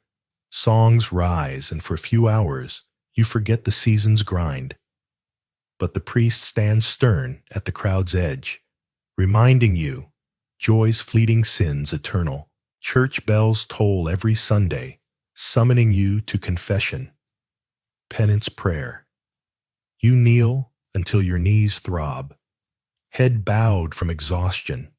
Not reverence, the priest's sermons on hellfire sear into you. You're a sinner, born and doomed, saved only by obedience. The Virgin Mary's your favorite saint, softer than the bloodied Christ above the altar. You pray to her at night, especially when your mother coughs, or the wind howls like it'll tear the sky. Saints are local heroes. St. Cuthbert, for healing. St. George, for courage. St. Sebastian, for plague protection. You leave wildflowers at their shrines, whispering for mercy. You can't read the Bible, can't parse doctrine. The priest's word is God's second only to the Lord's. Confession's mandatory, your heart pounding as you whisper sins, stealing a crust, skipping a prayer, cursing the reeve. Penance follows, fasting prayers, maybe a pilgrimage. You obey not from love, but fear. Hell's not abstract. It's a daily terror, fiery, an eternal one misstep away. By your teens, a heavier truth sinks in. You're not free. Freedom's as alien as heaven. You're a villain tied to the Lord's land, like oxen to a plow. Leaving makes you a fugitive, tracked, beaten, dragged back. The fields you break your back for aren't yours. Half your crops, livestock, eggs, apples, go to the Lord, corvée labor building. Roads repairing bridges, working his fields, steals days from your own crops. Taxes are endless. Grain hearth, marriage, even death. When your family surrenders your best cow, the injustice burns, but you swallow it. Anger's a luxury. A careless word could land you flogged, or in the stocks pelted with mud by jeering kids. Yet there's pride in your calloused hands, straight furrows, fattened chickens, barley sacks hauled to market, despite endless obstacles. You take pride in the patched roof, the tunic your mother mended until it's more thread than cloth. These are small to a lord, but mountains to you. Marriage looms now. If you're a boy, your father.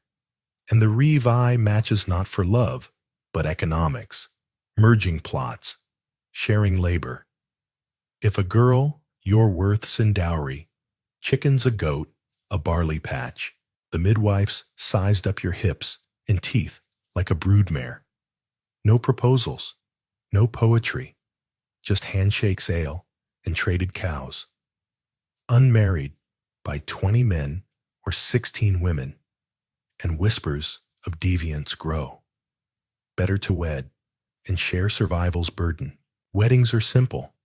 A mass coins to the priest, a meal of bread and ale, maybe a meat pie if the harvest's kind. Life continues only harder. 2 to feed soon. 3, 4. Children come fast each, a blessing and a gamble. Many don't survive. Births are agonizing often, without a midwife. Just blood screams, and a priest for a dying infant's baptism. You love your children fiercely, but learn not to cling. Attachment's a risk in a world where death hovers like smoke. You rise daily, bending to fields. Hope and disappointment. Dreams of riches fade. You dream of enough food to fill your kids' bellies. Wood for January, health for spring, strength to die working, a priest's final words to save your soul. Travel's rare. You'll die within sight of the same trees. Fields, river roads, to other towns might as well lead to the moon. Bandits, wolves, cheats lurk. You've no coin to spare. Merchants' stalls dazzle with ribbons. Tin, spoons, mirrors forever out of reach. You barter eggs for cloth carrots, for a nail. Coins feel mythical. The Lord's hunting party rides through yearly hooves, clattering armor, gleaming. You bow low, eyes down, as they pass their silk and steel, a world apart. You wonder what it's like to ride wrapped in furs, sword at hip, the world kneeling. The thought's dangerous breeding discontent. Tales of rebellious serfs dragged back, lash displayed in stocks, teach patience as survival, not virtue. The Lord's reeve, steward bailiffs patrol, collecting dues, sniffing for dissent. You glance over your shoulder before cursing over ale. The church offers hope and terror. Its stone walls loom over mud huts, its bell tolling for prayers, births, deaths. Inside, its cold candles flickering against gloom. The priest's Latin sermons on sin are clear in tone. You're doomed unless you confess. Obey the virgin statue feels kind. You pray for your father's joints, your mother's cough wheat to grow wolves to stay away. Saints' shrines, brim with flowers, candles, carvings, confessions, a heart-pounding ritual. Stealing bread, hating the reeve, followed by fasting prayers, fear of hell's fire. By your 20s, scars map your hands, your back aches, knees creak. You're middle-aged by modern standards, barefoot, much of the year to save leather for winter. Marriage binds you to the land. Your father worked, paying rent in wheat, labor loyalty. If a woman you weave, cook 10 gardens, bear children, each birth a gamble. Kids come fast, surviving the deadly, first year to become laborers, learning to weed, fetch water, endure. You teach them without tenderness. Every hour matters. Every mouth earns its keep. Winter shrinks the world to the hearth. Days are short nights, endless. Winds scream like ghosts. The village huddles for shared humanity. Food dwindles. Rats gnaw sacks. You ration everything, eating less than full. Pottage peas, oats. Cabbage simmers daily. Meat's a memory. Sickness thrives in damp, cramped huts. Fevers, coughs, death rattles. Neighbors vanish their chimneys. Cold, bells toll for births, deaths, prayers begging God's mercy. Confession grows desperate. Nobody wants a stained soul at death. Yet small joys persist. Warm bread from the communal oven. A rabbit stew, silencing hunger. A healthy calf's birth. A clear day when the sun lingers. These are your wealth, hoarded against darkness. Life's a gamble against weather disease. Warlord's whims. You wake daily, betting you'll survive. Some years are kind, some cruel, but you endure. Spring's a muddy frenzy, plowing planting timing seeds to avoid frost. You sow barley, rye oats, staples for bread ale, survival. Wheat's trickier saved for sunny plots. Every seed's a gamble, every furrow a prayer. Summer's heat and bugs swarm. You weed water, mend tools, repair walls. Leisure's stolen a gulp of water under a tree, a neighbor's quick chat. Harvest is a hurricane. Sickles flash. Grain piles carted threshed, stored before rains, ruin it. The Lord's share goes first. Best wheat fattest sheaves, leaving scraps for you. You work to collapse, knowing this must last winter. Harvest festivals bring music, dancing bread pies ale. For hours, you're not a laborer. Your community tradition enduring. But dawn's brutal head, pounding blisters, from dancing barefoot, you return to fields, defiance burning. No tax, famine, or lord can steal your survival. Autumn's golden light fades to winter's chill. You store crops, salt meat, pray stores, hold snow, fall's roads, vanish winds, howl. You huddle by the hearth, rationing grain, cheese meat, hunger gnaws, kids' faces thin. You tell tales of saints, heroes to lift spirits, knowing darkness looms. Christmas passes without feast, just grinding survival. The priest's sermons echo, but cold and hunger drown them. You cling to laughter. Fire's warmth, a full belly's memory.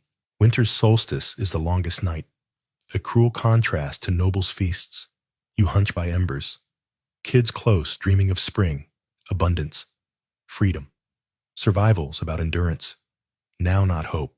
Disease creeps fevers, sores, death rattles. You mark sick. Huts pray harder. Offer saints what little you have. War's shadow lingers. Soldiers take grain. Oxen men leaving fields. Overgrown families, broken armies, burn homes, steal daughters, leave disease. You're an ant, crushed under boots. Yet life persists. Babies are born, fields, planted songs sung, women spin wool, men mend fences, kids chase each other laughing. You hold ritual's blessed bread, a cross above the hearth, stories of clever peasants tricking lords, belief like work is survival, small joys, a loaf, a rabbit, a newborn's cry, are necessities keeping you from collapse. Victory isn't escaping death. It's living fully before it comes. By your 30s, you notice the village, thinning, empty huts, wild fields, more graves. Fewer mouths mean more land. Grain meat, a flicker of hope. But hope's dangerous taxes rise for the Lord's wars. Peasants murmur of fairness, rights, amens at church grow faint. It's no revolution but a seed. Centuries later, revolts will roar.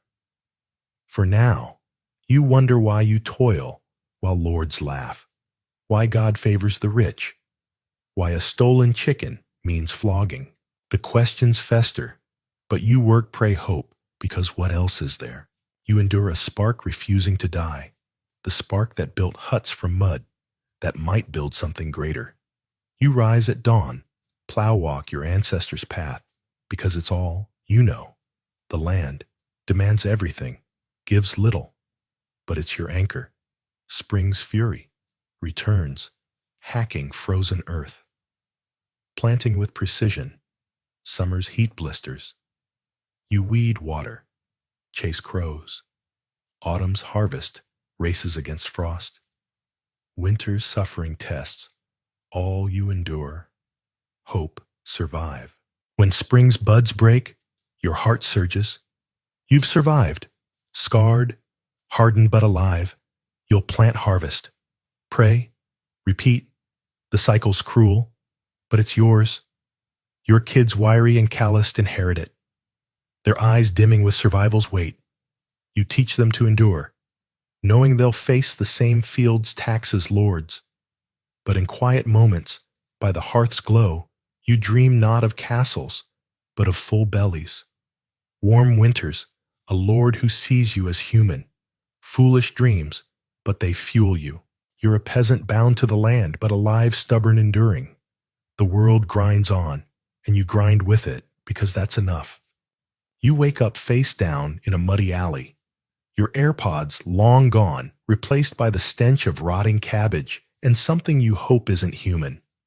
Your designer jeans have been swapped for a tunic that's basically a burlap sack, with delusions of grandeur itching like a bad Tinder date.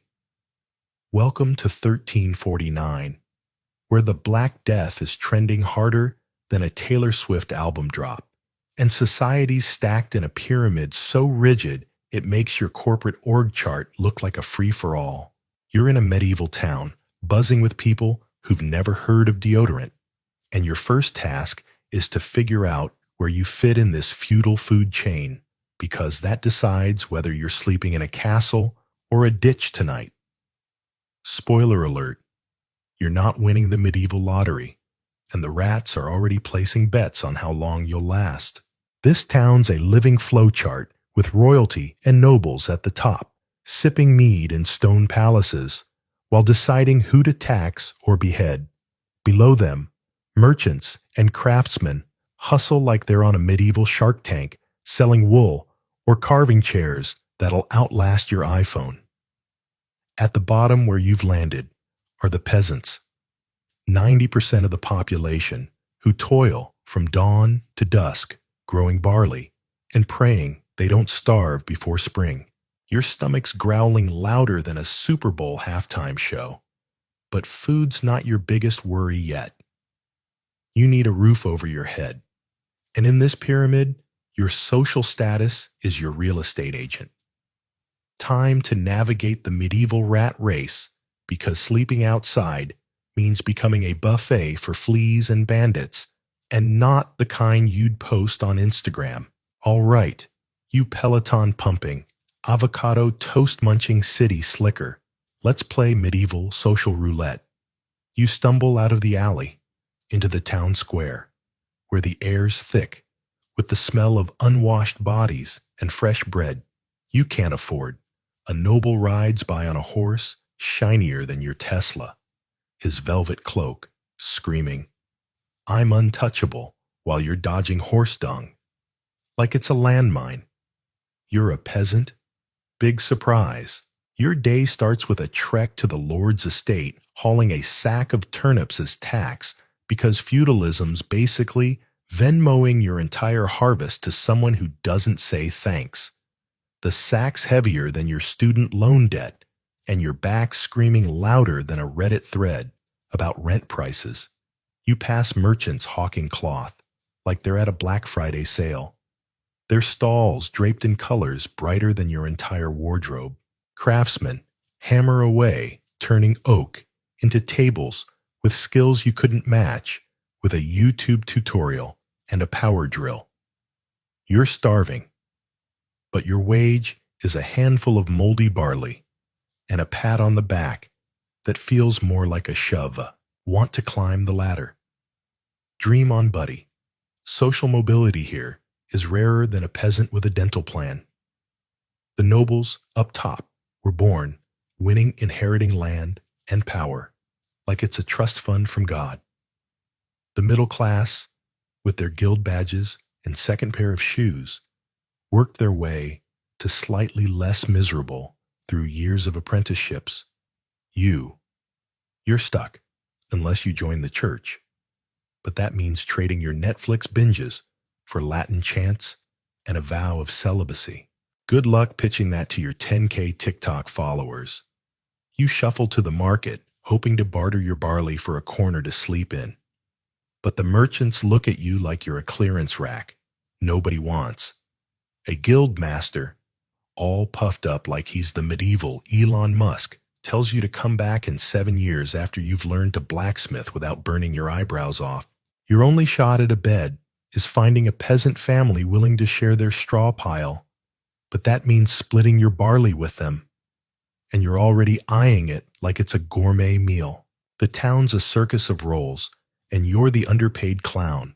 Nobles strut around settling disputes, like Judge Judy with a sword, while the church looms promising salvation. If you can read Latin, which you can't, because your education peaked at memes. Peasants like, you are the backbone growing food for everyone, while keeping just enough to not die. You're hauling crops, dodging tax collectors, and praying the Lord doesn't notice you exist, because protection here feels like a mafia shakedown. The church offers charity, but only when they're not busy building cathedrals fancier than a Vegas casino.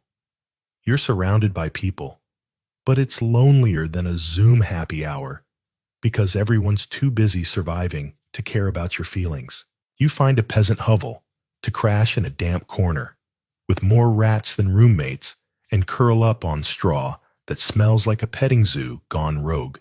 Sleep's a luxury when you're wondering if the plague's knocking. Let's talk real for a second. You kombucha brewing, co-working space hipster. In 2025, you're whining about hustle culture while sipping a $9 oat milk latte. But your ancestors were hustling just to breathe, locked in a feudal deal. That's basically work for me, or I'll let you starve. You'd call it exploitation and start a Twitter thread with 12 retweets. But here, it's just Tuesday. You're out here chasing financial freedom with crypto scams and side gigs, while medieval peasants kept society spinning with nothing but mud muscle and a prayer. The pyramid's brutal, but it's why those houses stood. Nobles built stone fortresses to flex their power, merchants crafted timber homes to show off their hustle, and peasants slapped together shacks because it's all they had. You're at the bottom, where housing means a roof that leaks and walls that might collapse if the wind sneezes.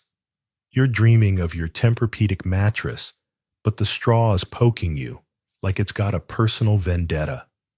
The noble's castle glitters in the distance, a reminder you're not invited to the party. You're stuck with the peasants who work, pay and die, all while keeping the pyramid upright. You'd love to rage quit, but there's no exit button, and the Lord's guards aren't big on complaints. So you hunker down, chewing your barley like it's a Michelin star dish, and pray for a miracle, or at least a bath. This is your life now, time traveler. You're not just a peasant. You're the glue holding this messed up system together, growing food for the nobles who barely know you exist.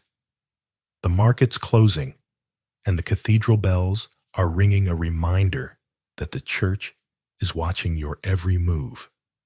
You've got a corner to sleep in, but it's less cozy and more survival chic. The rats are bolder than a Reddit troll, and the cold's creeping in like a bad roommate who doesn't pay rent. You're starting to get it. This pyramid isn't just a social order. It's a cage, and you're locked in with no key. Back in 2025, you're stressing about HOA fees and work-life balance, but here, balance means not dying before dinner. Your ancestors didn't just survive this. They built houses that lasted centuries, all while you're struggling to last a day. Who's really got the better deal? Chew on that, you spoiled pioneer, because tomorrow's another grind, and you're not back in your air-conditioned condo yet. Fando,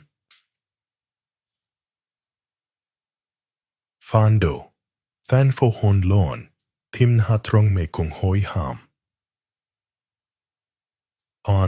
You're still a peasant, waking up on a pile of straw that smells like a barnyard crime scene. Your body aching from yesterday's tax-hauling marathon. The medieval town around you is buzzing, a chaotic hive of sweat, shouting, and questionable hygiene that makes your last music festival look like a Zen retreat. You've got no home, no gold, and a stomach growling louder than a Super Bowl tailgate party. Yesterday's barley is gone, and your corner in that rat-infested hovel isn't a long-term lease. You need a real place to crash. But this town's no Zillow paradise. It's a circular labyrinth of filth and power, with a cathedral towering like a Gothic middle finger, and a castle that screams, "Stay in your lane." The rich live near the center, where the air's almost breathable, while peasants like you are shoved to the smelly outer walls. Time to navigate this urban jungle, because if you don't find shelter before the city gates slam shut at sunset, you'll be sleeping with the wolves, and not the sexy twilight kind. This medieval city is a layer cake of status, except the frosting's made of mud and mistrust. At the core, the cathedral and castle hog, the spotlight surrounded by merchants' timber-framed houses that lean like they're gossiping about your poverty. Further out the streets get narrower, the smells get worse, and the shacks get flimsier, crammed against 30-foot stone walls that keep out armies but trap in the stench. The streets twist like a drunk cartographer's fever. Dream paved with dung and dreams of escape. Markets pop up like pop-up ads. Pigs roam like they own the place, and apprentices hammer away outside workshops, their noise drowning out your thoughts. You're a peasant, so your housing options are closer to cardboard box than cozy cottage, but you've got to try, because another night with those rats is a hard pass. All right, you DoorDash-dependent Starbucks queuing city slicker, let's play medieval house hunter. You stumble out of the hovel, your tunic itching, like it's woven from regret, and dive into the town's maze. The streets are so narrow, you're shoulder to shoulder with strangers who haven't bathed since the last king's coronation. You dodge a pile of cow dung fresh, like it's mocking your life choices, and nearly trip over a pig that's got more swagger than you. Your goal: find a place to live, but the city's gates close at sunset, and if you're locked out, you'll face guards, grumpier than a DMV clerk on a Monday. You head toward the middle-class district where timber-framed houses tower like they're flexing their oak beams. The air's better here, scented with bread from Baker Street, but one look at the rent. 2 years' wages sends you running faster than you did from that Black Friday sales stampede. You pivot to the outer slums, where the stench of Tanner Street hits like a chemical weapon, making your eyes water harder than a Reddit thread about student loans. The shacks here are so packed, you can high-five your neighbor through the window. Plague season be damned. You spot a for rent sign. Well, a stick with some scratches and barter your last handful of barley for a corner in a shack that's more splinters than walls. The landlord, a toothless peasant with a glare sharper than your chef's knife, warns you to keep up with rent or face the Lord's dungeon. You're dreaming of your 2025 studio apartment with its overpriced exposed brick vibes. But this place makes your college dorm look like the Ritz. The floor's dirt, the roof's straw, and the neighbors are louder than a Coachella after-party. You're home, sort of, but it feels like signing a lease with Satan. The city's a circus, and you're the underpaid juggler. You weave through the market, where vendors hawk fish so old it could star in a history documentary. A town crier yells about the king's breakfast, drowning out the blacksmith's hammer that's rattling your skull. You need water, but the nearest well's a social hub, where gossip flows faster than the trickle from its rusty spout.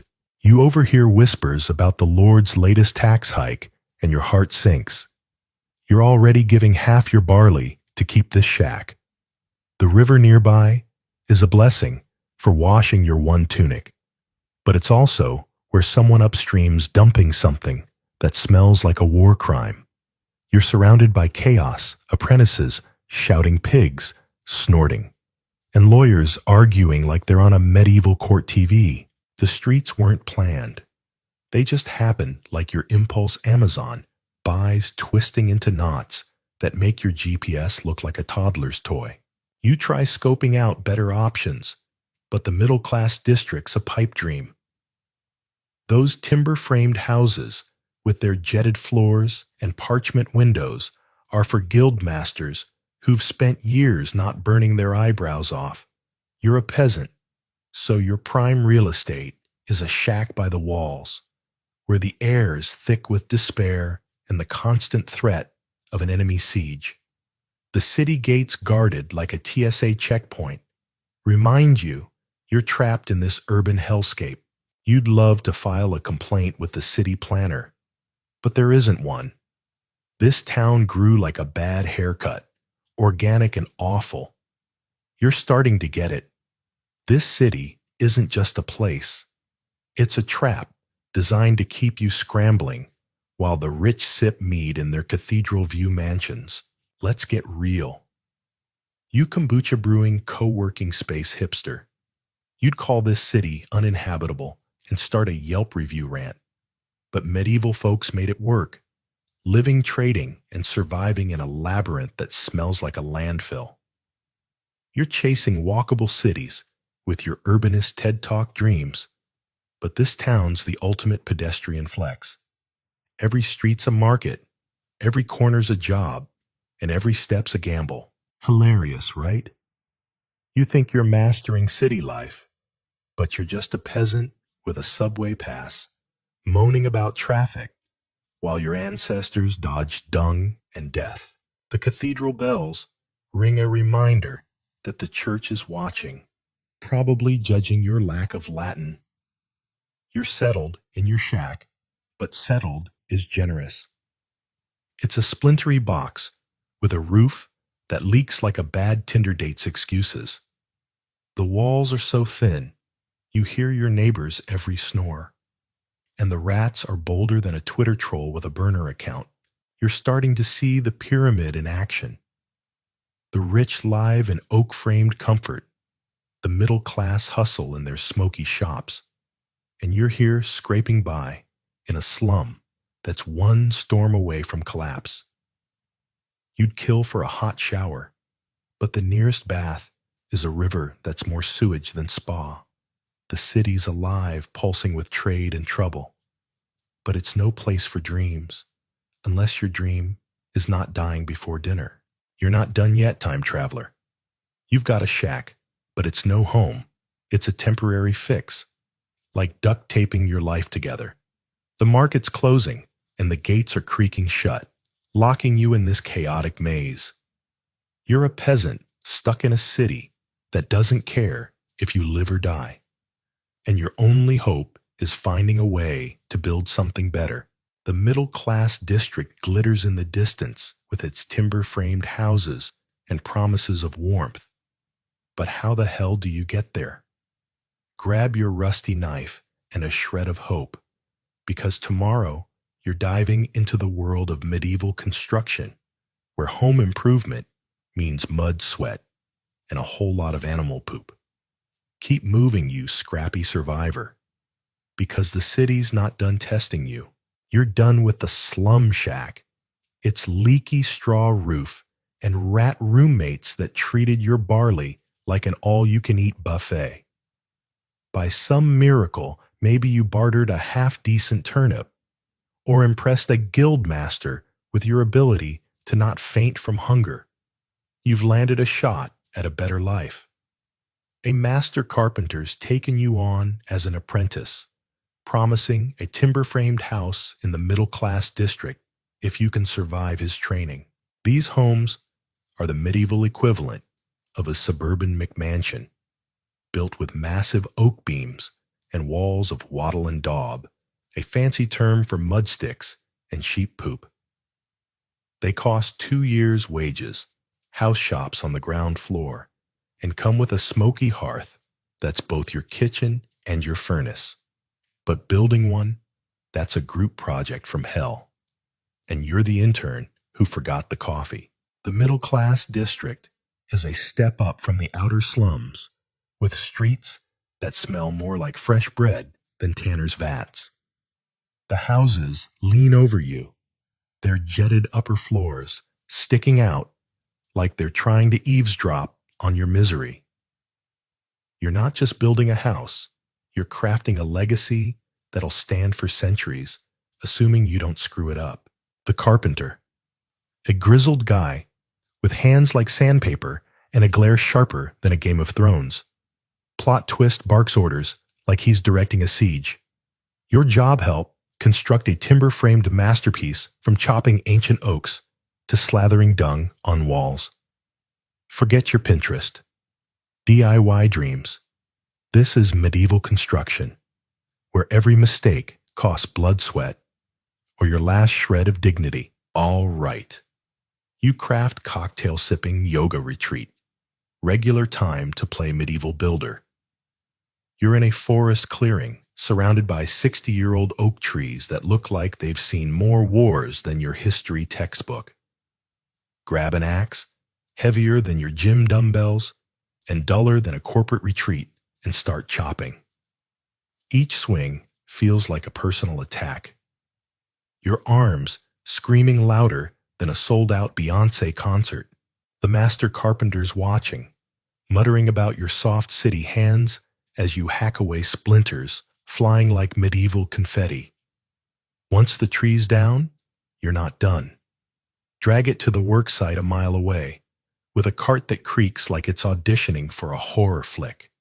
Your back's begging for mercy, but mercy's on vacation, and the carpenter's yelling about deadlines like he's your boss at a startup crunch. Back at the site, you're shaping beams with a chisel so old it probably carved Noah's Ark. The oak's tougher than your last performance review, and every cut's a battle. The master shows you how to craft joints, dovetails and mortises that fit like a medieval Lego, set no nails needed.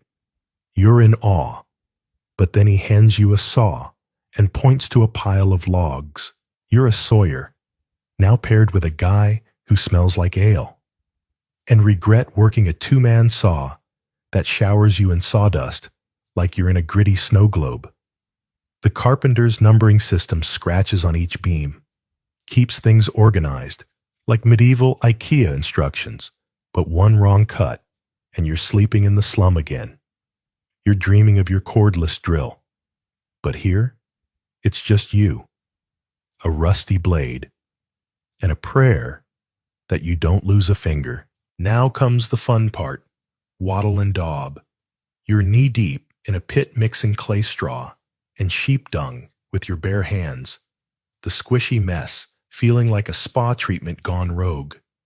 The smell's so bad it could wake a coma patient, and your hands look like they've been through a mud wrestling match with a barnyard. You weave sticks into a lattice, then slather on the daub, creating walls that are somehow both flimsy and eternal. The master carpenter's yelling about even layers, but you're just trying not to gag. The other workers, sawyers, laborers, and a guy who's way too cheerful about hauling stones, are raising the frame ropes and pulleys, groaning like they're as tired as you. The whole neighborhood shows up half drunk on ale to help lift the beams, turning it into a medieval barn-raising party, where the only prize is not getting crushed. Months later, the house is up, a timber-framed beauty that leans slightly, like it's winking at its own durability. You move in, but cozy is a stretch. The ground floor is a shop where you're supposed to sell something. Maybe turnips, if you can figure out how to not eat them first. The hearth's your only heat-belching smoke that makes your eyes water harder than a rom-com finale. The upper floor's one big room, divided by tapestries that offer less privacy than a glass-walled office. You're sharing it with the carpenter's family, his apprentices, and a stray dog that's got more claim to the straw bed than you. The bed's a raised platform stuffed with straw that's changed yearly if you're fancy, which you're not. You sleep sitting up because lying flat's supposedly a death wish, or maybe it's just to avoid choking on smoke. The parchment windows let in a dim glow, but also drafts colder than a Minnesota January. Living here's no picnic. The smoke's so thick, your clothes smell like a campfire gone wrong, and the hearth's your kitchen heater and social hub all in one. You're boiling barley in a pot that's worth more than your life stirring with a stick, because spoons are for rich folks. Storage is crammed into every corner. Cupboards hold your one spare tunic, and a chest doubles as a chair, because furniture's scarcer than a good bumble match. The jetted floors give you extra space, but walking downstairs feels like navigating a funhouse where the walls are closing in. You're dreaming of your 2025 smart thermostat, but here climate control means huddling closer to the fire and hoping you don't catch pneumonia. Let's get real. You matcha latte ordering minimalist apartment dweller. You're dropping $500K on a charming fixer-upper with shiplap walls. But this timber-framed house is a medieval flex built to last centuries with nothing but oak mud and sheer stubbornness.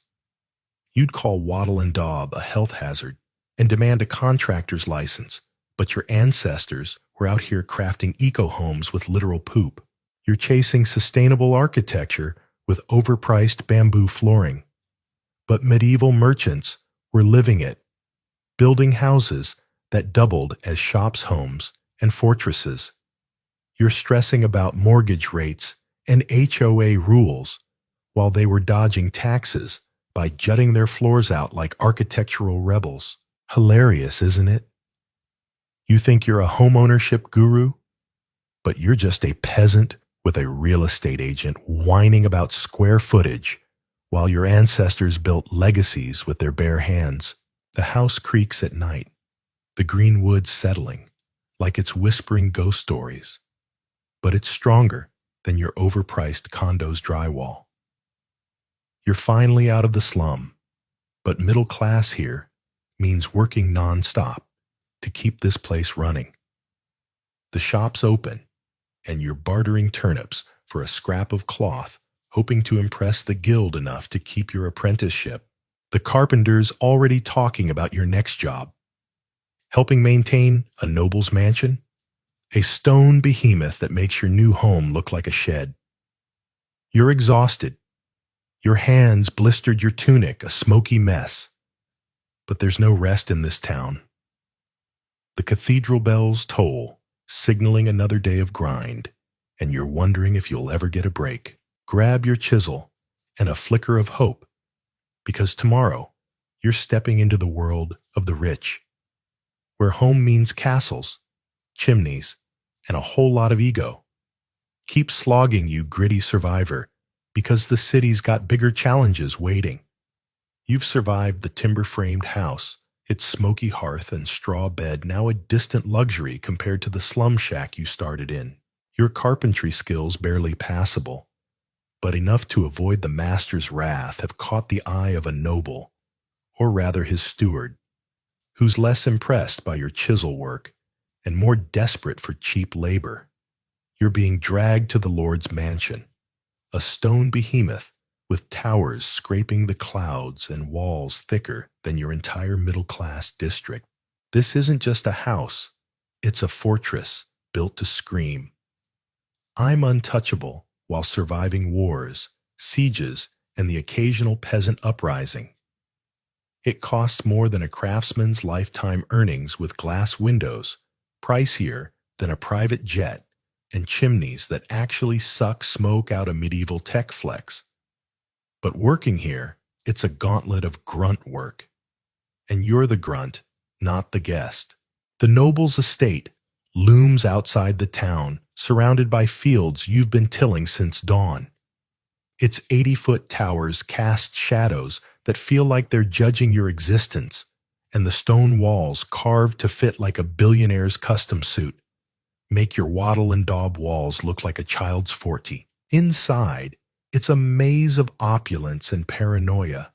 Tapestries block, drafts, silver plates gleam like they're mocking your empty stomach, and cellars store enough grain to feed an army, which this place might actually need. You're not here to live the high life. You're here to keep this monstrosity running. Hauling stones, scrubbing chimneys, and dodging the noble's temper, which is shorter than a fuse on a firecracker. All right, you artisanal cheese board curating, hot yoga enthusiast, time to play medieval servant. You're at the quarry, a half-mile trek from the mansion, where the air's thick with dust and the ground's littered with rocks heavier than your student loan balance. Grab a sledgehammer, twice the weight of your gym kettlebell, and start breaking stones. Each swing's a full-body assault, your muscles screaming louder than a packed NFL stadium. The steward, a weaselly guy with a ledger and a sneer, barks orders like he's channeling a drill sergeant. You're shaping stones to fit so tightly a mouse couldn't sneak through, because sloppy work means a one-way ticket to the dungeon. And dungeon here isn't a quirky Airbnb theme. Your hands blister faster than you can say workers' comp, but comp's a fantasy, and the noble's impatience is as real as the rocks bruising your shins. Back at the mansion, you're on scaffold duty, climbing rickety wooden planks that wobble like a bad startup stock price. Your job help lay massive oak beams for a new tower roof sourced from trees, so old they probably shaded Roman legions. The beams weigh more than your entire IKEA furniture collection, and you're hauling them with ropes that burn your palms like a bad breakup. The master mason, a guy with a beard thicker than a hipster's, shows you how to pour lead between stones, sealing joints tighter than a vault. You're sweating buckets, but one slip means a 50-foot drop, and medieval healthcare is just a priest muttering prayers over your broken bones. You're dreaming of your cordless leaf blower. But here, it's just you, a pulley, and a crew of laborers who smell like they've been marinating in ale. Inside, you're scrubbing a chimney, crawling through a sooty tunnel that makes your lungs feel like they're auditioning for a coal mine documentary. The chimney's a game changer, sucking smoke out, instead of turning the hall into a barbecue pit. But cleaning, it's like diving into a volcano's armpit. You emerge coughing, covered in ash, looking like you lost a fight with a smokestack. The noble's hall is a sight glass. Windows sparkle like they're flexing their price tag, each pane worth more than your life. Tapestries line the walls, woven with scenes of knights and unicorns, keeping drafts at bay while you're shivering in your threadbare tunic. The dining table groans under silver plates, but your meal is a crust of bread. The cook tossed you like you're a stray dog. You're surrounded by wealth, but it's as accessible as a front row seat at the Oscars. Living here's no fairy tale. You sleep in the servants' quarters, a damp cellar with straw mats shared by 30 others, including a guy who snores like he's sawing logs in his dreams. The noble's family glides through the halls, their velvet robes swishing like they're on a red carpet, while you're dodging their glares and mopping floors that haven't been cleaned since the Crusades. The cellars are a fortress of food security stuffed with grain wine and salted meat. But you're not invited to the feast. Your job's endless polishing armor, hauling firewood, fixing leaks in walls so thick they could stop a cannon. The windows have seats where ladies embroider and spy for invaders, but you're too busy scrubbing to enjoy the view. You're dreaming of your 2025 espresso machine. But here, luxury means not freezing to death while you work. Let's cut the crap. You overpriced, candle-collecting rooftop bar regular. You're dropping $6,000 a month on a penthouse with a view of a parking lot. But this noble's mansion is the ultimate flex, a stone palace that laughs at wars and weather built to outlast your entire family tree. You'd call it impractical and whine about the lack of Wi-Fi. But your ancestors were crafting fortresses that doubled as homes offices and war rooms. You're chasing smart home gadgets with your Alexa-controlled lights. But medieval nobles had chimneys and cellars that kept them alive through sieges. You're stressing about car payments and 401 KS while they were dodging arrows and still throwing feasts. Hilarious, isn't it? The mansion's a machine, and you're a cog working till your bones ache and your tunic's more soot than cloth. The noble steward's already hinting at your next gig back to the peasant grind, where home means a shack that's one gust away from rubble. You're exhausted, your hands raw, your stomach gnawing on that stale crust. The cathedral bells toll, signaling another day of servitude, and you're wondering if you'll ever catch a break. But there's no rest in this world, and the town's buzzing with rumors of a new job helping rebuild a peasant's cruck house, a flimsy pile of sticks that makes your timber-framed home look like a palace. Grab your hammer and a sliver of grit, because tomorrow you're diving back into the mud where home means survival, not comfort. Keep pushing you, battered survivor, because the medieval grind's got one last test for you. You're back in the peasant grind, your hands still raw from scrubbing the noble's sooty chimneys, and your ego bruised from dodging his steward's sneers. The timber-framed house was a fleeting dream, and the noble's fortress was a gilded cage you were never invited to enjoy.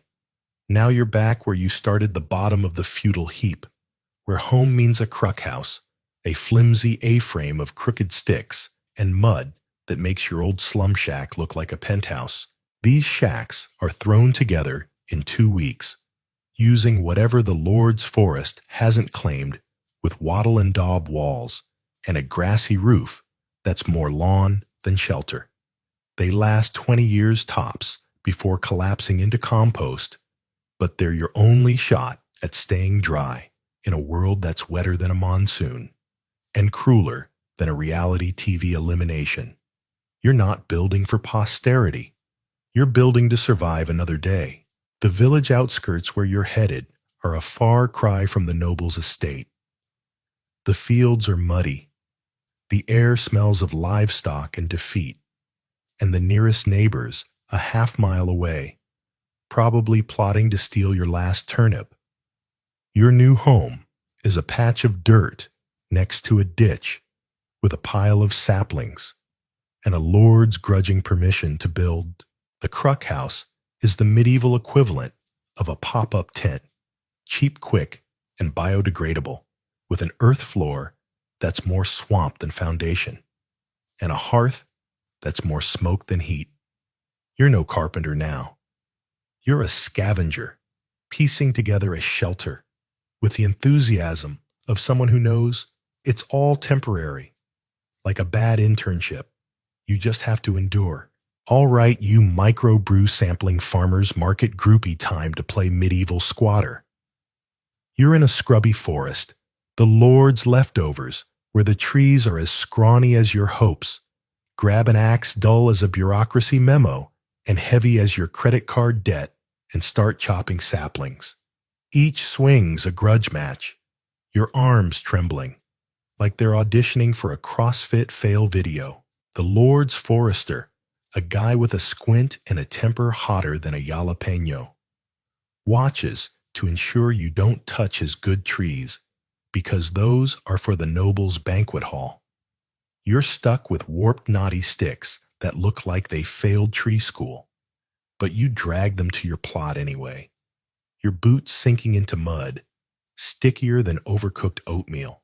The cart's wheels squeak like they're screaming for retirement, and you're cursing every step, wishing for a pickup truck that's 7 centuries away. At the site, you're building an A-frame, two curved timbers leaning together like a drunk couple at a barn dance. You're no master carpenter, just you and a handful of neighbors, half drunk, on homemade mead, hammering stakes with rocks, because nails are for rich folks. The frame goes up wobbly as your last attempt at a budget, and you start weaving wattle sticks twisted like a bad hair day. Then comes the daub, a slimy mix of clay straw and cow dung that smells like a porta potty at a music festival. You slap it on with your hands, the goo oozing between your fingers like a nightmare spa treatment, and pray the walls don't collapse before you do. The roof's next piles of straw and sod, heavy enough to crush your spirit, but not enough to stop leaks. By some miracle, the shack stands its grassy top, looking like an accidental eco-statement, but it's less sustainable chic and more, please don't fall on me. Moving in's no housewarming party. The earth floor's a muddy mess, sinking under your weight, like it's got a personal vendetta. You set up a hearth, basically a fire pit, that belches smoke thicker than a vape convention. The first night, you're coughing so hard, you're sure you've invented asthma, and the smoke's stinging your eyes worse than a tearjerker movie marathon. Your bed is a pile of rushes, prickly as a porcupine and damp as a sponge shared with a stray cat that's got more claim to it than you. The walls are so thin, you hear every gust of wind, and the roof drips like it's mocking your life choices. You're cooking barley in a cracked pot, stirring with a stick because forks are a distant fantasy, and the meal tastes like dirt with a side of despair. The shack's a fire trap, a death trap, and a wind trap all in one, but it's yours for now. Living here's a daily dare. You're up at dawn, hauling water from a stream that's more sludge than H2O. Your bucket, heavier than your existential dread. The hearth's your only heat, but it's less cozy and more choose your poison. Freeze or choke. The floor's a swamp after every rain, and you're sweeping it with a bundle of twigs, creating a dip that's basically a built-in puddle. The neighbors drop by offering a turnip for your fire, but eyeing your pot like it's a 5-star entree. You're surrounded by life cows, mooing kids screaming the Lord's tax collector looming, but it's lonelier than a canceled sitcom. The shack's temporary, like everything in your peasant life, and you're already dreading the day it collapses, forcing you to start over. You're dreaming of your 2025 air fryer. But here, cooking means not burning your fingers while flipping a lump of dough. Let's lay it bare. You vintage vinyl collecting rooftop garden dreamer. You're shelling out $2,500 a month for a rustic loft with fake barnwood accents. But this cruck house is the ultimate zero-waste flex, built with scraps and gone in a generation, no landfill required. You'd call it uninhabitable and demand a health inspection. But your ancestors were out here surviving with nothing but sticks and stubbornness. You're chasing off-grid vibes with your overpriced camping gear, but medieval peasants were living it, building shelters that doubled as compost piles. You're stressing about utility bills and minimalist decor while they were dodging raindrops and still calling it home. Hilarious, isn't it? The shack's a fragile shell, creaking in the wind, like it's whispering its own obituary, but it's kept you alive through another night. You're exhausted, your hands caked with mud, your tunic a patchwork of stains. The village is quiet now, the stars piercing the sky like a reminder of something bigger, but you're too tired to care. You've climbed the medieval ladder from slum to middle-class house to noble's fortress and fallen back to this a pile of sticks that's more hope than home. But you're not done yet. The Lord's steward's already sniffing around, hinting at new taxes, new labors, new ways to remind you you're nothing but a cog in this futile machine. Grab your axe and a spark of defiance, because tomorrow you're facing the village where survival means more than a roof. It means outsmarting the system that keeps you down. Keep fighting. You weathered survivor, because this muddy shack's just the beginning of your medieval saga. It's 1357, and you've just woken up as an archer in Lord Everwind's levy. Congratulations, except you're not in a grand castle. You're in a muddy village called Biddlecraftoft under Marsh. Your tent, a sagging affair of rough wool propped up by 3 poles a peg, and sheer stubbornness might have been pilfered from a sheep pen. You share it with 2 others, Godric, who snores like a broken bellows, and Willett, whose unwashed feet have claimed the air as their own. Your bow rests beside you, not the sleek recurve of a bard's tale, but a 6-foot longbow crafted from yew, heavier than your spirits after a long winter. You stretch, and your back protests. Your fingers stiff from months of pulling 100 pounds of tension ache with every flex. Breakfast comes courtesy of Tamsin, the camp cook, a one-eyed, limping woman who once fed a squadron with barley old onions and biting sarcasm. She hands you a ladle of something that could be porridge or roofing paste. A weevil floats in it, protein you tell yourself, and eat it anyway. Outside, rain falls sideways, as it always does. You report for training, because Lord Everwind's nephew, a spotty teen named Sir Osbert, believes pre-dawn drills build character. His feathered helmet droops, and he smells of rosewater and nerves. Bow's up. He barks, and you stifle a groan. Your bowstring is damp. Your shoulders sore. Your body unrecovered from yesterday. No one cares. You draw anyway, too proud to admit your fingertips are numb. The training field is more mud than grass, with puddles like small lakes. A goose self-appointed guardian of the archery targets hisses at anyone who strays too close. It's won more fights than Osbert. You line up with 12 other archers, none looking rested dry or happy. Godric sneezes into his sleeve. Willett mutters about a dream where his bow tried to strangle him. You believe him. Longbows have personalities. Osbert struts by, tapping bows with a stick he calls the rod of discipline. Really a broom handle painted silver. He pauses before you. Dirt on your tunic, he says, though his trousers are soaked to the thigh. You don't reply. You value your teeth. He moves on, satisfied. The command comes. Knock, draw, loose. A dozen arrows fly. Most hit the target. One strikes the goose, which squawks and flees. Osbert pretends he didn't flinch. You don't laugh, not because it isn't funny. It is, but because your arms burn, like you've lifted a wagon of bricks using only shame. The longbow is a beast, 6 feet of tension and splinters demanding strength from your back shoulders and fading dreams. Drawing it feels like dragging a weapon through time itself over and over. The string has already flayed a strip of skin from your forearm. Wear a bracer or suffer. You've learned. Your fingers are calloused, your back ruined, your spine a creaking reminder you weren't built for this. Yet there's Tyne, the oldest archer, perhaps 50, perhaps fossilized.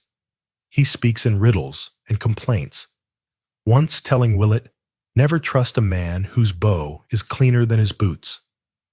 You're unsure what it means, but it rings true. Tyne shoots without looking, and his arrows always find their mark.